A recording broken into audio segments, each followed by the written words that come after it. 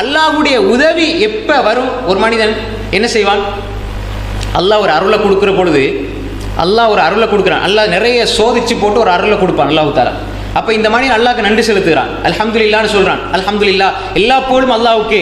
நன்றி செலுத்துகிற வார்த்தையில் உண்டு அல்ஹம்துலில்லாஹ். நீங்கள் உங்களுக்கு என்ன வந்தாலும் நம்ம இன்றைக்கு அல்ஹம்துலில்லாஹ்னு சொல்கிறோம். இப்போ அல்லாஹ் ஒரு அருளை கொடுப்பான், ஒரு அடியான் அல்ஹம்துலில்லாஹ்னு சொல்லுவான். இப்போ இந்த அருளுக்கு இவன் நன்றி செலுத்துறான் தானே. இப்போ நன்றி செலுத்தினா அல்லாஹ் என்ன செய்வான்? இன்னும் கொடுப்பான் தானே. அப்போ ஒரு அடியான் அல்லாஹ் கொடுத்த அருளுக்கு இவன் நன்றி செலுத்தும் பொழுது அல்லாஹ் இன்னும் ஒரு அருளை கொடுப்பான்.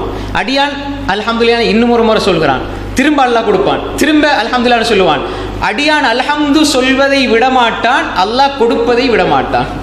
இவன் அல்ஹம்து சொல்லி அல்லாஹ் புகழ்ந்து கொண்டு அல்லாஹ்வின் பக்கம் சென்று கொண்டே இருப்பான், அல்லாஹ் கொடுத்து கொண்டே இருப்பான். அப்போ எனவே எங்களுடைய வாழ்க்கை சோதனைகள் ஏற்படும் பொழுது சபுர் என்ற எல்லையும் தாண்டி ஷுக்குர் என்ற எல்லைக்கு போகணும். ஷுக்குர்னா என்ன? நன்றி செலுத்துகின்ற மனப்பக்குவம்.